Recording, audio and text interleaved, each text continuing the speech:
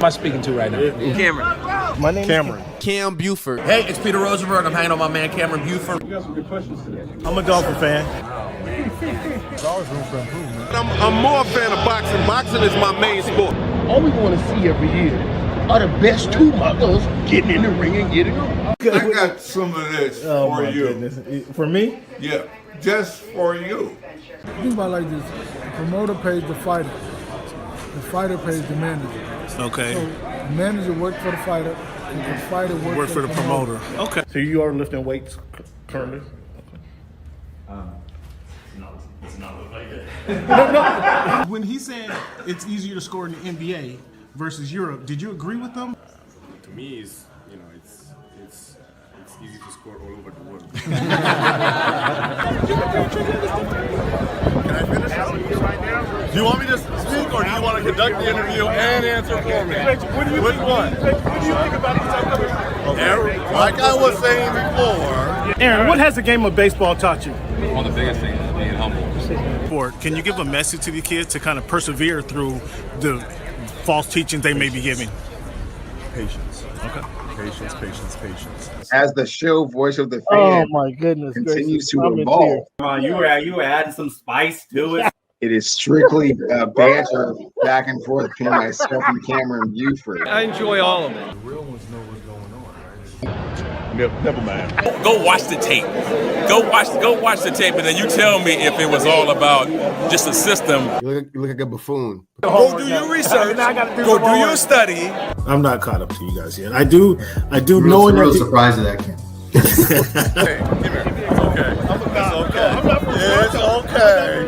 It's okay. Oh, this guy. That's what's good in sports, man. It's the big Snoop Dogg, man. That's what's good in sport. Thank you for making our voice your choice.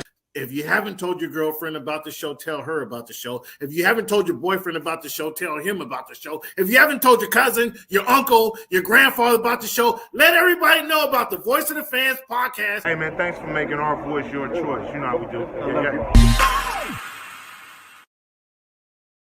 What's good, fans? Thank you guys for tuning in to the Voice of the Fans podcast. This is your man, Cam. And once again, I got the star of the show, your man, Bo, on with me, Bo Crouch from Football Talk with Bo, who he played today as our correspondent from the Seattle Seahawks Super Bowl parade. Tell me what you saw and what were your takeaways from the parade? Yeah, like it was a great event. You know, atmosphere was electric. There was about they only had the stage was in one of the end zones, so they had the other. What's up, Daniel? What's up, Barry? They had about 3/4 of the stadium full, so about 40,000 people inside. They said it was about 1 million people in Seattle today. Downtown, down 4th Avenue, I dare not even go. I didn't even bother to go there. I went to Tacoma. I went the other direction today. But I bet it was a wild scene. Congratulations to the Seahawks. I mean, if anybody who watched the season for most of the season saw that they were arguably one of the best teams in the league, if not they proved that they were the best team in the league yesterday. With that win, McDonald, becomes one of the youngest coaches to coach to win a Super Bowl, actually. So kudos to him. Jason Myers kicked 5 field goals. That was a Super Bowl record. Sam Darnold did what he needed to do. And as we talked about last week, if Kenneth Walker can get can get some yards on the ground, that would be a difference maker for the Seahawks. And it was from the – first of all, let me ask you this. Was it a boring Super Bowl, did you think? You got to remember, I was a defensive player. I like defense. So I mean, I was surprised to hear that. I didn't think that thought didn't even cross my mind until I started listening to people talk about it. And they started talking about how it was, no points were scored. Oh, it was boring. It was kind of predictable. Well, again, if you watch football this season, you saw that Seahawks were the better team. The defense was ferocious, and the Patriots were going to have a tough time against these guys. What I didn't expect, Drake May has had a couple bad games. Well, now the whole playoffs has been bad for him, but he had a couple bad games. I really expected him to. I know he's playing the Seahawks defense. I just talked about how good they were. I expected a better game. I expected maybe a more controlled passing game. I expected him to use his feet more. He didn't. I thought that would have helped him out a little bit. I just expected a little bit more production out of Drake May. Does Sunday's game speak to Seattle's defense, or Drake May's inefficiencies, or the Patriots' lack of weapons? So I think this is where people might have underestimated just how good the Seattle defense was this year. And so I have a graphic for you there. Okay. We ready for it? Most people look at 2013 Seattle's defense as a top 5 all-time defense. And of course, Steve-O, yeah, we get that you weren't a fan because we got to win a ring in your house. But being said, when you look at these numbers, this is against what the Legion of Boom put up. And again, Legion of Boom 2013 was, largely considered a top 5 defense all time. Let me see if I can get this overlay off of the screen so we can see your graphic much better. No, none of that doesn't help. Continue to go. Go ahead. I'm figure it out. You won your running back touchdown. Well, there you go. At least you got your prop bet in. But yeah, so when you're looking at this, the Legion of Boom averaged fewer points per game, but not by a lot, right? We're talking field goal here. And then you look at total yards allowed. This year was better than the Legion of Boom. When you look at the rushing yards, this right here really lends itself to the question you just asked. They were only allowing 75 yards a game for the season. So, okay. That stat right there. I like the stat. Thank you for bringing this up. This is actually a great comparison. The takeaways, the Legion of Boom had the advantage. The sacks were this new defense had the advantage. Third down efficiency, 37 to 32%. Let me ask you about this rushing stat. 25 yards in comparison is not a whole lot, but you go from 75 to 100 yards. 100 yard running, 100 yard rushing is a decent game by today's standards. Yeah, this was 10 years ago. Now these numbers you're pulling from the Legion of Boom was 10 years ago. Running the ball was more. We haven't got so pass happy. The league hasn't got so pass happy. They weren't doing 7-on-7 drills 10 years ago. So what do you think about that difference in those numbers? We haven't seen that be enough of a difference. You don't think you haven't seen the game switch from a No, it has, but not in the last running 10 game years. to an all-out passing game? Now it's been longer than 10 years now. Okay. But still, yeah, I mean, obviously there has been a little bit of a shift away, except we've seen the resurgence of running backs over the last couple of years, right? You're talking Fair about enough. last year, Saquon Barkley was just about to set the single season until Daniel Jones get hurt. Taylor looked like he potentially could get there. So, I mean, you're seeing a resurgence of the running back. So you're seeing some good running back seasons. I wouldn't say it's a resurgence. We're seeing some good running back seasons, but continue. Well, you're seeing more running back plays. So I mean, you're seeing a lot of guys getting involved. Obviously, the CMCs of the world, Derrick Henrys. I mean, these guys are all playing at the same time. So it's not like they're taking turns in the league. So I mean, but it's not like we got three or four running, 5 or 6 running backs over 1,200 yards rushing. We only have a couple, and those are the supreme running backs that are gaining over 1,500 yards. The CMC. Some of that is because you have teams like Seattle that have dual-headed monsters. So neither one of those guys are going to be 12 or 1,500 yard rushers because you have a Kenneth Walker and a Charbonnet that are both going to be close to 1,000 yards. Okay, I hold that thought, but I want to come back to Charbonnet and Kenneth Walker. But we might as well talk about it right now. Was that running back by committee? Was that out of necessity, or were they unsure who was the man in that backfield? I truly believe Kenneth Walker had a hell of a run in the playoffs. He finally got to get all of the carries, to know he was going to get the carries, to practice and prepare like he's going to be the man during the regular season. And I think it's wise to have two running backs. Don't get me wrong. Don't mix up what I'm saying. I think it's wise to have two effective running backs. I think it's wise for the Seahawks. I wasn't a fan of Charbonnet coming out of UCLA. I may have mentioned that to you before, but I think it's wise to utilize two running backs. I thought that was going to be detrimental to them, but my question was that by necessity that they were running the two-back offense?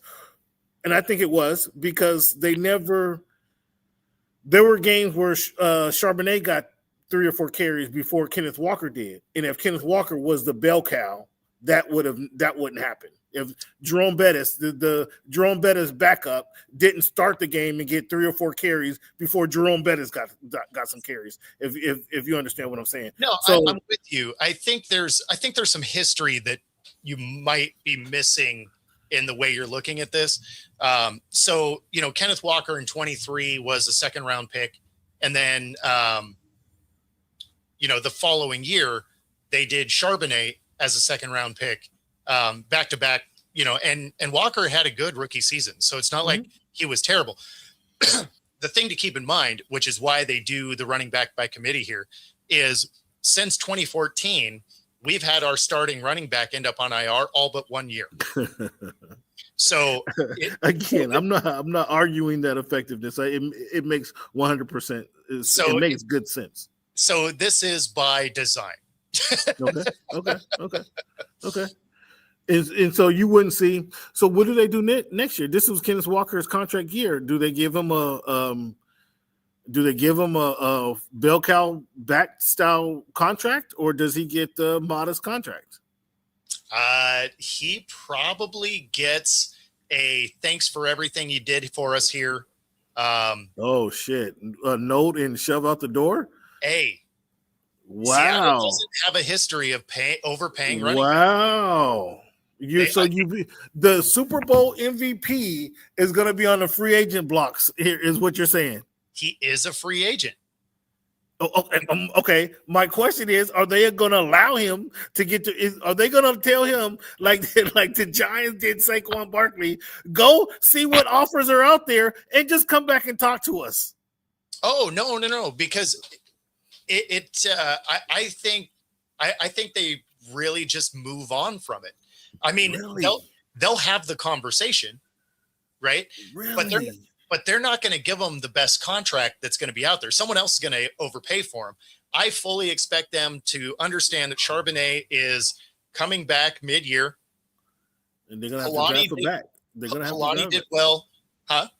They're going to have to draft him back. Halani did well in preseason.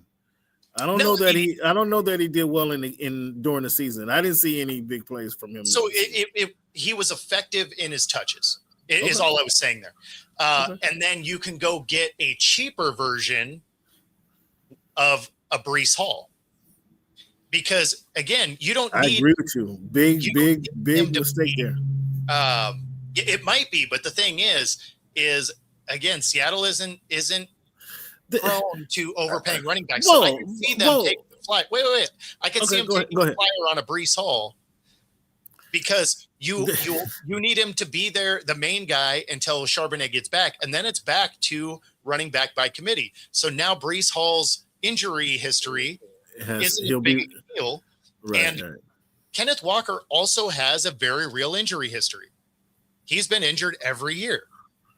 Wow. So you're not going to probably entertain giving him 10 or 12 a year. Even though say? The MVP of the Super Bowl. What does that say to your young guys, the guys on your team? If you perform, you're going to be shipped out because we just don't pay. We just don't pay for a top performance. Is that what you're telling the rest of the players? No, what it means is there's somebody with deeper pockets than you, because there's going to be guys that have way more cap space that are going to be willing to overpay. Okay, but you're talking about the Seahawks as if they're hovering around salary cap issues. If they're having salary cap issues, as far as I know, they have the fourth most salary cap space in the league coming up this offseason. Why wouldn't you pay a guy who's produced for you in crunch time, a guy who's earned the Super Bowl MVP? I'm with you. I'm not saying that they shouldn't. I'm saying they don't. Okay, fair enough. So what you're saying, in the point that you made, and again, appreciate this insight, appreciate this history you're giving us.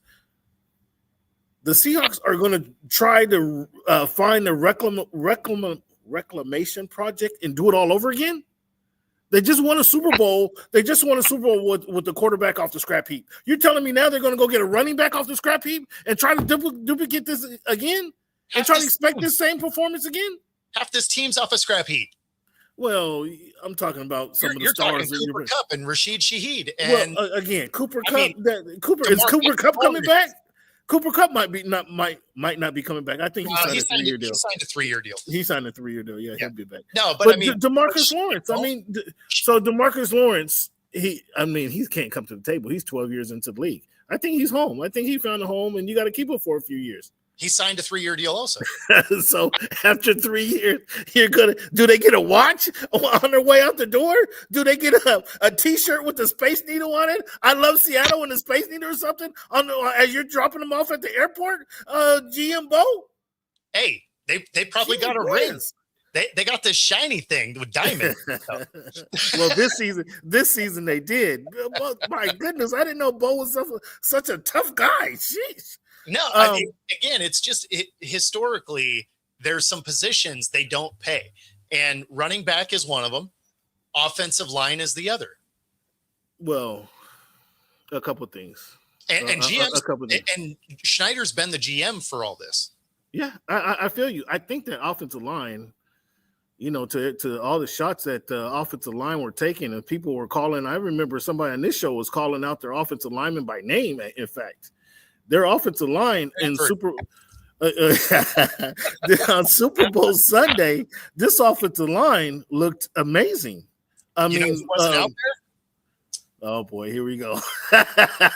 You know who also wasn't out there for the NFC Championship game? Who was same dude. No, they started. I thought as we talked about last week, one of the major keys to the game was getting Kenneth Walker going. On the very first play, he picked up 11 yards. On the next carry, he got outside again, and we didn't pick up the first down. But on the outside, he on the next play, he got to the outside again, picked up 7 or 8 yards, if I remember correctly.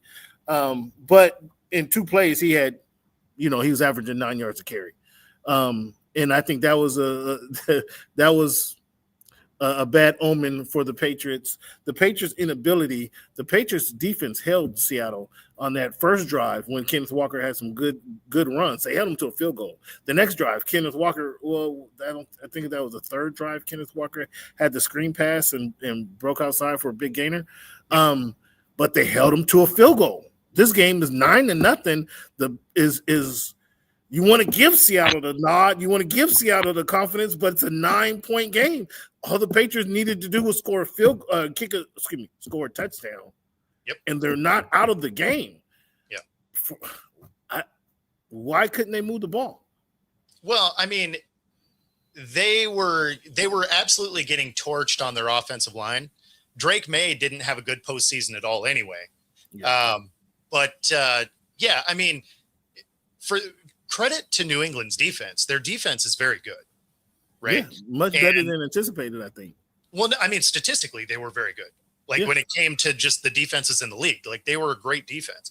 Mm-hmm. But there were some very real issues with the offense of New England. I mean, obviously the numbers were a little bit inflated because they did beat up on some bad teams. You have to beat the teams that are on your schedule. It just is what it is. Sure. They just happened to play some really bad teams. And when they played them, they beat them up, which you're supposed to do. Right. So, I mean, but because those numbers might've been a little bit inflated, it made you look at them maybe a little more aggressively than they were ready to be. Right. And some of it might've just been, he's young.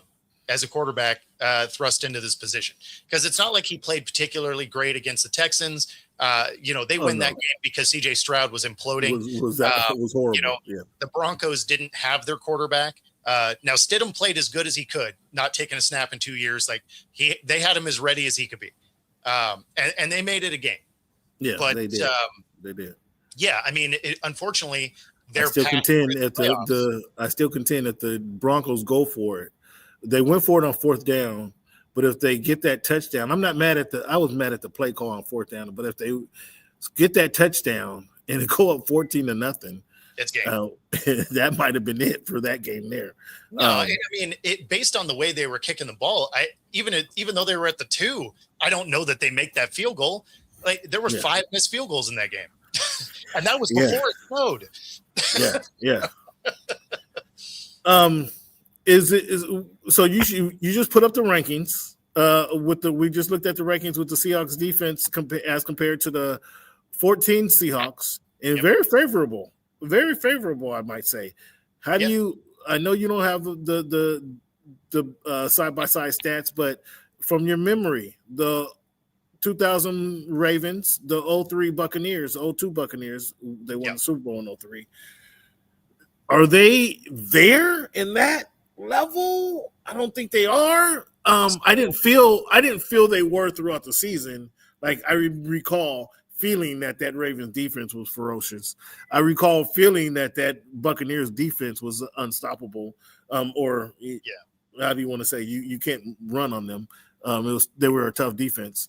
But I know and I see that the Seahawks defense is solid. I see what I'm seeing. I know what I'm seeing, but I just didn't feel that they were that Ravens or Buccaneers defense. What do you think? So I think what the element that this one was missing, that the 13 Seahawks had, that the Ravens had, was the turnovers. They just didn't generate the turnovers that those other squads did. Because when you think back to the 2000 Ravens, which was an absolute juggernaut of a defense, no question, right? You also remember seeing highlights constantly of fumbles and interceptions and whatever.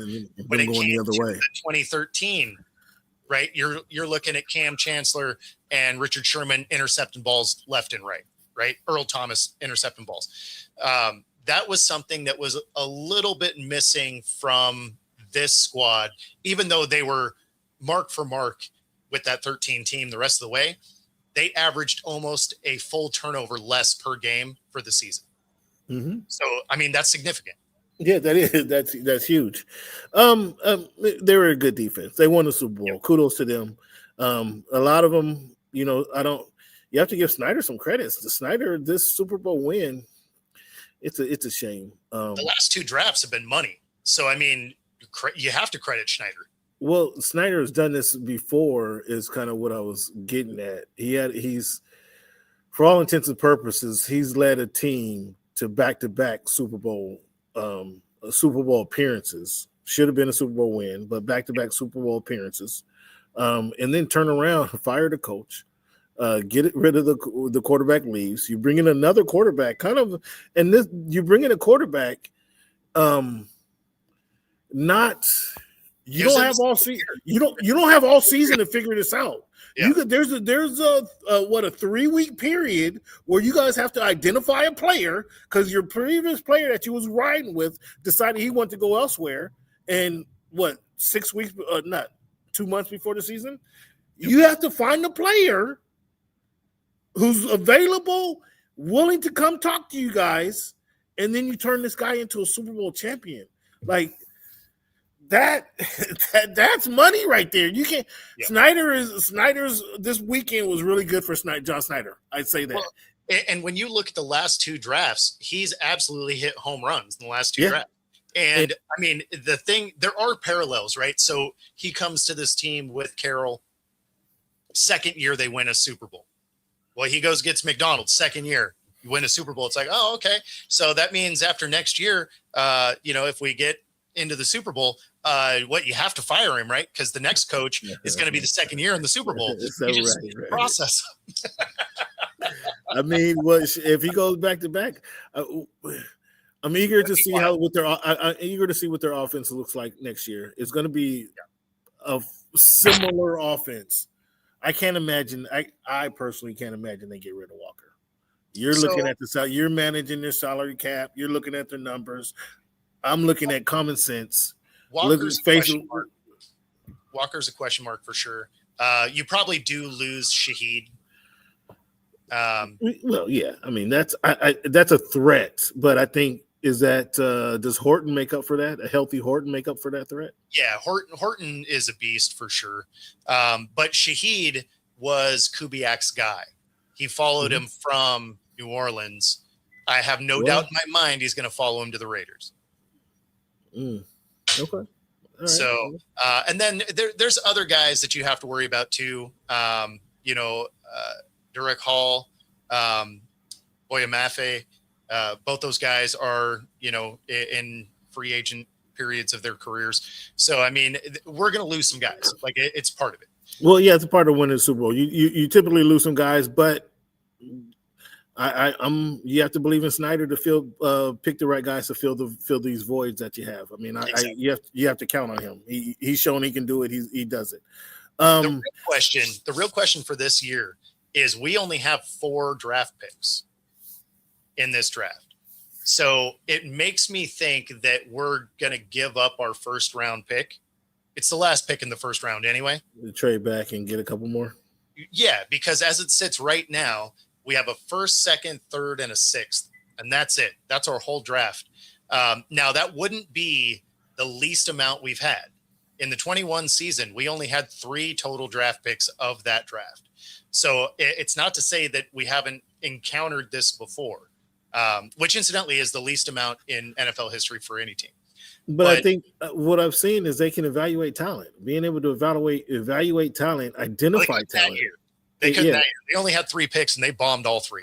But Well, this regime here, I'm talking about being able to identify talent, i.e. a quarterback. And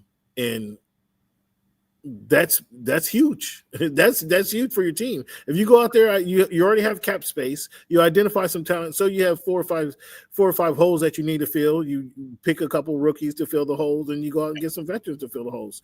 This is a veteran team. It's a veteran team in the sense that who's the youngest guy in your team on the defense is Imanwari. He's going to be a second-year Super Bowl winner. Now he's no longer a second-year player. He's a third-year player, a veteran in the NFL who can coach up some guys. Now there's expectations for these guys, for him as well. I think we move on from Reek Woolen. He's also in a contract because he's on a contract situation. Well, not just that, but he has a tendency to get burned. In fact, that first touchdown that they got in the Super Bowl was against Reek. When you're looking at the NFC Championship game, obviously he has the taunting situation. He extends that drive and then gets absolutely barbecued on the next play for a touchdown. But he has lots of those moments, and he's a boomer bust kind of corner where he can get turnovers, but he can give up the big plays. He's actually a lot like Diggs in that way. And so I think that may not be a long-term fit with the way they coach here. And so I could see them maybe trading Reek and getting some draft picks from that end also. You think trading them or signing them and trading them, huh? Yeah, because I don't remember if he's a straight up free agent or if he's a restricted. So what did they award the MVP to the right player? Yeah. Well, why the heck was Sam Darnold in my teacup in Disneyland? You didn't win the MVP because you didn't win the MVP. You're not in my commercial. That's supposed to be my commercial. Yeah, that's just where the league is. Like the quarterback gets everything no matter what. Man, come on. Man. But his stats didn't say he was the MVP. Like he played well. He didn't turn the ball over, which was key. Who, Darnold? But he wasn't why they won. No, I think Walker in that offensive line is the reason they won. You can say the defense from just continuously shutting down the Patriots is another reason they won. But I thought you could have given it to the Myers 5 field goals. 100%. That's a Super Bowl record. But I thought I thought Walker easily had the best day. So if he would have had the 60 yards that I thought he was going to have, and then everything else just happened, the score was the same, all that, right? But he just had the 60 yards. Myers probably wins, or at least has his name really in that conversation. It's tough for a kicker to win. Right, yeah. But realistically, he was probably going to be a defensive player. But the fact that he had over 100 yards rushing, that's a slam dunk. Yeah, like that's an easy MVP nod when your quarterback didn't really do anything special. You're not going to give it to a kicker, and so it was either going to be a defensive player, except the defense played great as a unit. It wasn't any one guy taking over, so that's where you end up. That's where you end up giving it to Walker because he had the best individual stats. All right, Bo. We appreciate you coming back and bringing us some feedback from the parade today. Thank you for going out there. Where can the people find you on social media, sir? Yeah, so you can find me on all the socials, Football Talk with Bo. You can find me on my YouTube channel at Football-Talk. And, of course, on Roku TV and 97.3 ICU Radio. 97.3. Thanks a lot for letting us borrow your guy, Bo. One final question. Yep. One final question before, a couple things here. The Seahawks joined the Saints as the only teams to win the Super Bowl during the 50th anniversary. I think that's so cool. 50th anniversary. They win the Super Bowl. I think that was dope. Did you get Bad Bunny? Did you watch Bad Bunny or the Turning Point halftime show that was pre-recorded? Oh, Bad Bunny. Did you enjoy Bad Bunny? I don't speak any Spanish, but I know I was jamming and bopping my head to Bad Bunny. Yeah. No. I like Bad Bunny. I wouldn't mind a Daddy Yankee halftime show either. My wife speaks. Well, he was singing Daddy Yankee. Oh, so you know it was all that was going on. No. I don't speak Spanish. I lived in Mexico for 2 years. I still didn't learn Spanish. You didn't learn nothing, Bo? When it comes to languages, I'm dumb. If it's a mechanical thing or sports or whatever like that, I'm good at. Learning it, I'm still learning English. Okay, let's. Well, if you put it like that, since you put it like that, want to thank you for your time, man. Bo, May 5th. I haven't heard anything. I've got my shoes ready. I got my outfit ready for May 5th. May 8th, I think it is the Storm tip-off for the 2026 season. Are you ready or not? Today, they listed the preseason games. So April 29th will be the first home preseason game. I hope we have players.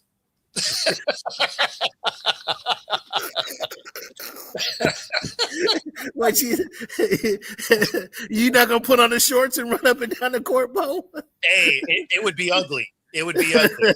I don't think the knees would last very long. I know the lungs wouldn't. Well, I'm looking forward to it, man. I think it is going to be dope. Looking also on basketball in Seattle. This weekend, there's supposed to be an announcement. I don't want to say it too loud, but there's supposed to be an announcement. If you're a basketball fan in the state of Washington, you might want to pay attention to Adam Silver's press conference this weekend. Might want to pay attention. Scott, I get my ass kicked if it's me versus Asia. If it was me versus a bench player, I am not winning. I am a long way removed from my best athletic years. Oh, yeah? But thank you for coming on, Bo. We appreciate your time, big shot. And then we'll talk to you as soon as we can, big guy. Thanks for your time and enjoy your show. Take it easy, brother. See ya. Have a good one. Thank you. The hardest working man in media right there is Bo Crouch, spending his time with us, giving us an update from the Lumen Field. Fans, the only thing I want to say is Seahawks, their title run was built on defense, as we discussed. Special teams, sustainable, complementary offense was great. The Patriots, man, they were playing over their skis, but they got to the Super Bowl. I think they're going to have the first place record next year. They won't be 14-3. I think they'll be 10-6 probably. 11-6 probably. The quarterback changing. Now we saw the coaching carousel going on a couple weeks ago. Now we're going to see in this offseason is the quarterback carousel as teams prepare for their next season and trying to find their quarterback. Arizona needs a quarterback. The Raiders need a quarterback. Dolphins need a quarterback. Carolina got their guy. There's a bunch of teams that need a quarterback, though, all across the league. So the Cleveland Browns, what are they doing at quarterback? What are the Atlanta Falcons going to do? Are they going back to Kirk Cousins or are they going to Michael Penix? What are they doing? So there's a lot of teams that need quarterbacks out there. So we're going to see quarterback running wild.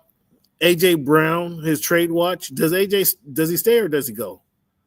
Does Philly get rid of A.J. Brown to send him to a team like the Patriots? He played for Vrabel in Tennessee. Does he go to play for Vrabel in New England? That would be interesting. Give Drake May a target to throw to. Derek Carr, there's been some Derek Carr talk about he's exploring a potential comeback, getting out of retirement. I mean, we're feeling good now, I guess. Christian Gonzalez commits long-term to the Patriots, which is expected. The Raiders, we just talked about a little earlier. The Raiders will sign their new quarterback, Clint Kubiak, and looks like Shaheed will probably go to the Raiders and follow him down there. So, as always, the offseason will be pretty interesting, fans. The offseason is always interesting. The offseason is going to remain interesting because you just don't know what's happening. And so you got to keep an eye on things just to see what's happening. Let's move on to some we'll be talking football, as always, on this podcast. We'll never not talk football. But moving forward, we're going to talk basketball this year until we get to some football action. They'll probably training camp or the draft. The draft will probably take over the first segment, but after the draft, before and after the draft, is going to be NBA talk until training camp. NBA, what's going on in NBA this year? I'll catch you up on some of the big things that's going on. Luka Doncic is leading the league in scoring at 32.8 points a game. Karl Anthony Towns is the NBA's top rebounder at 11.9 rebounds a game. Cade Cunningham is a big reason for the Detroit Pistons' emergence. He's leading the NBA with 9.6 assists per game. Shai Gilgeous-Alexander lead the league in win shares at 11.4. Shai's efficiency metric shows he's just not scoring. He's impacting every possession of the game continuously. Where I'm at, these are just topics that's happening in the NBA, since we've been all focusing on football, just trying to catch you up on some NBA action. The Pistons are number one in NBA's biggest surprise team. They are the biggest surprise team. Started off the season hot and just being able to continue and maintain that pace. Basically, with Cade Cunningham leading the way. On the flip side of that, it's been the Clippers, man. The Clippers they've had like 4 different seasons in this one season. They had the stuff with Kawhi and the aspiration in the offseason. Then they had the Chris Paul situation where they let Chris Paul go. Then they turned around and went on a win streak, went on 15 out of 19 games, 16 out of 19 games, something like that. And then they turn around right before the all of this in just like 3 months. Then Harden just demands a trade. So, I mean, their season has been wild ride for Clipper fans. I'll say that. Last night, Victor Wembanyama put 37 on the Lakers in one half. Woo! In one half, guys. He was doing Wilt-like stuff yesterday in the first quarter, had 25 points in the first 8 minutes of the game. It was pretty impressive if you saw it. I'll call him Victor Wembanyama. Victor is awesome. The Spurs earlier today, Jeremy Sohan. I wonder what's going on with that. There's something behind the scenes on that deal. Sohan was kind of a glue guy. Was he late for practice? Did he cuss out a coach? I'm gonna have to do some research to see why they let Sohan go. But Sohan was a glue guy for the Spurs. So there's a little more to the story than somebody just being waived. I'd be curious to see what that is, and I'll share it with you. The Hornets and Pistons involved in a big fight. Miles Bridges, Musa Diabate, Isaiah Stewart, Jalen Duren, all getting suspended. Even Hornets coach Charles Lee facing suspensions during this fight. So this is going to be pretty interesting to see how all this shakes out. I think the couple Stewart got 7 games. Diamante Bridges got 5 games apiece, if my memory served me correctly. The coach Lee got a couple games. So that was a big fight that the NBA is trying to obviously stamp down on the fighting and boxing. The NBA embarks on Inglewood this weekend, starting tomorrow night for the NBA All-Star Weekend, which is a huge party. Which is the best part for you guys? Which is the best part of NBA All-Star Weekend? Is it the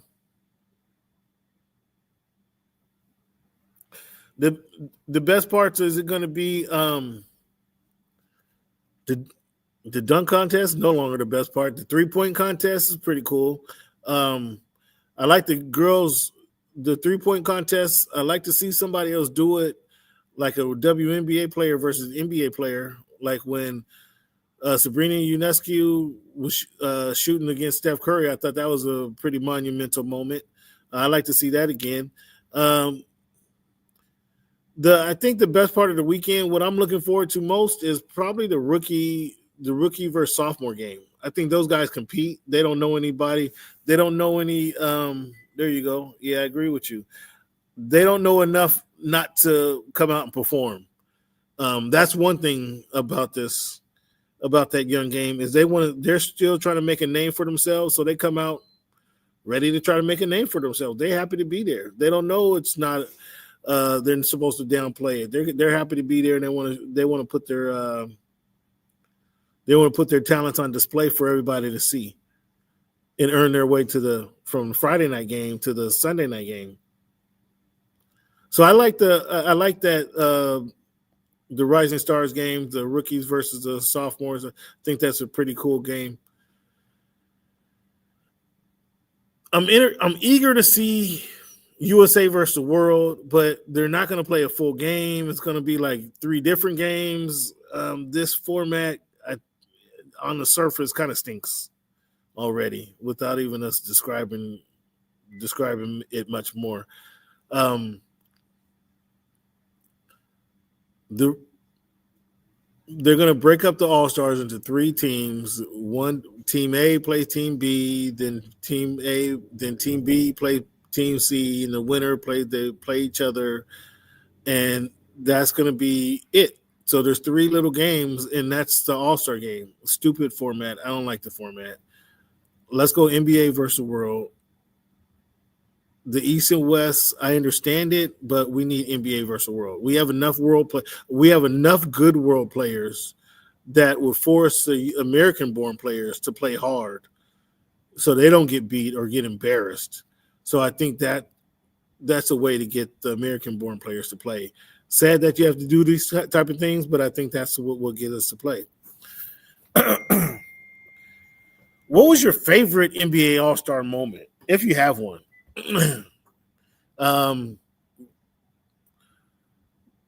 Magic's last game, that always sticks in my mind. Probably not the best game, but it was like a 139 to 132 game. It was a close game down the stretch. Magic, he hasn't played for 6 months. He gets on the court, gets a chance to play again, and it was like he hadn't left the court. He wasn't dominant, but he was still Magic and still pretty darn good. And then he gets a chance, obviously, to go one-on-one against Jordan. And that's why that's what we enjoy, or that's what we want to see, these best athletes in the world competing against one another.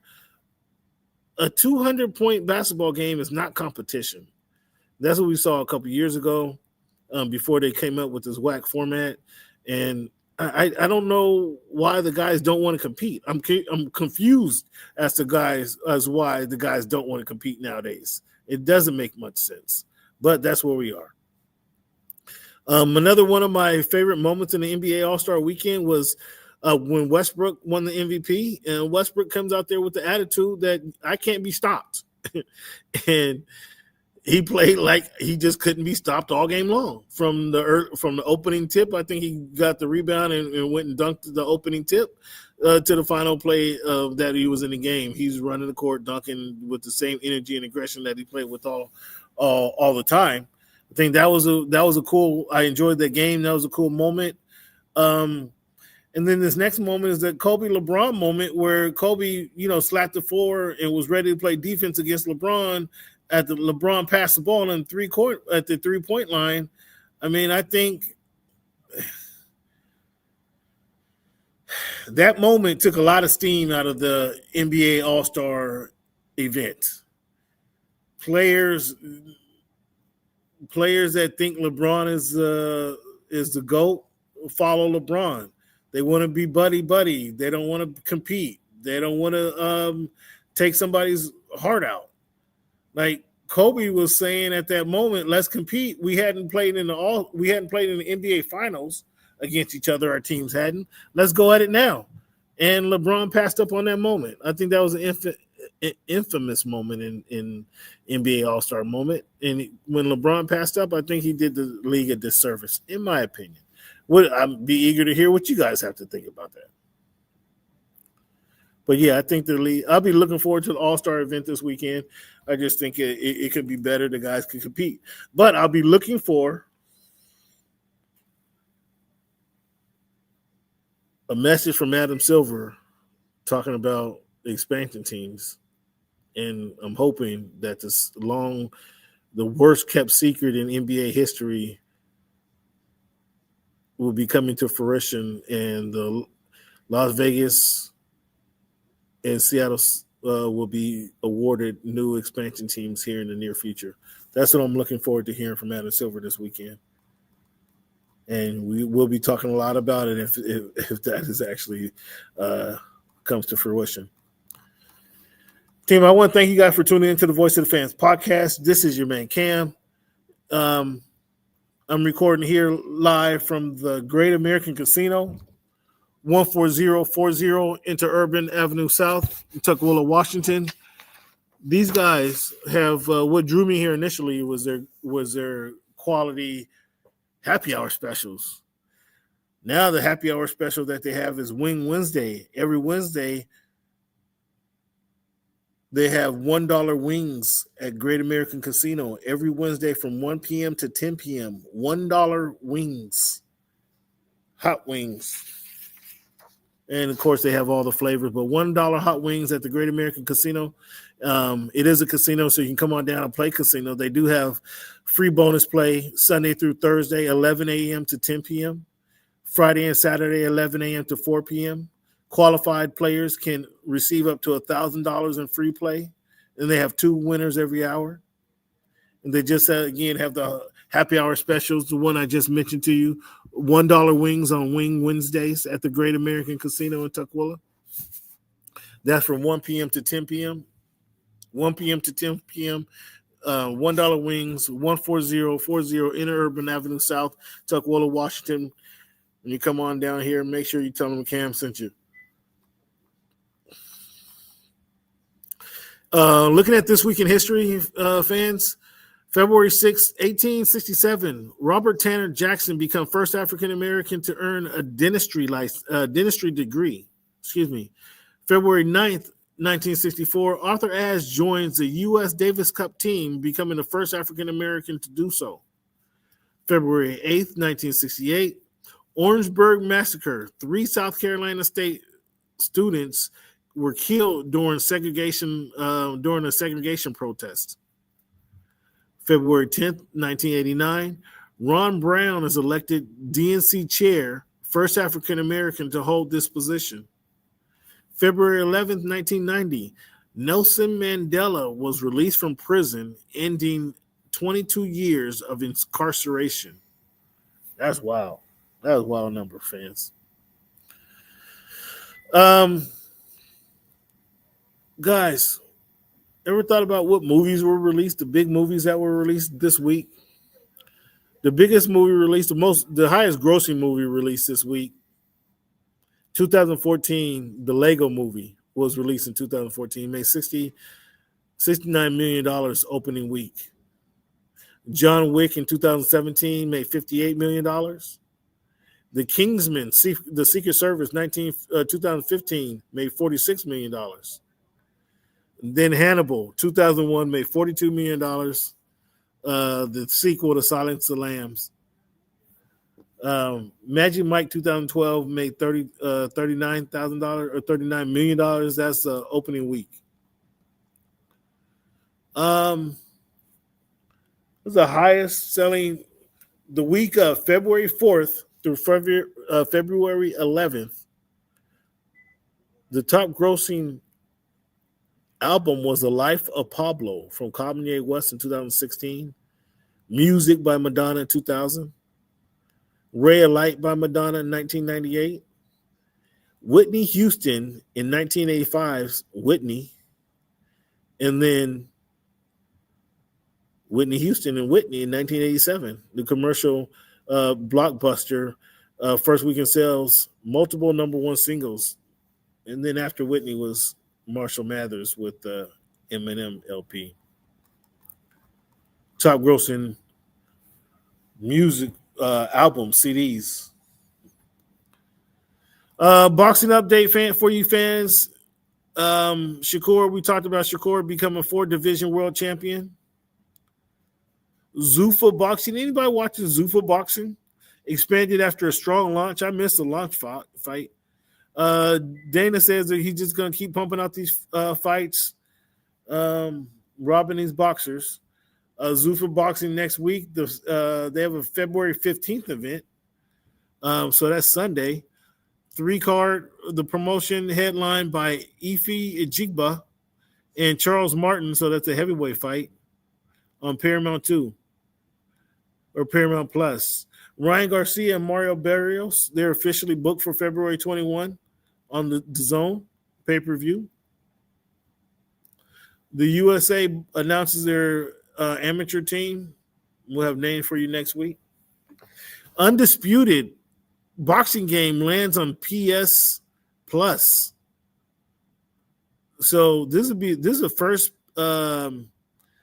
boxing game out on PlayStation in several years. PS5 users subscribers can play the Undisputed, the boxing game.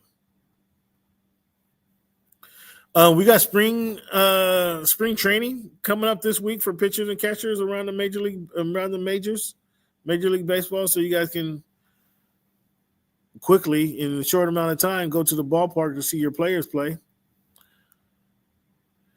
Anybody watching the Olympics? Now, I've heard about Michaela Schifrin losing in her match in I think it was a relay race. And I heard about Lindsey Vonn getting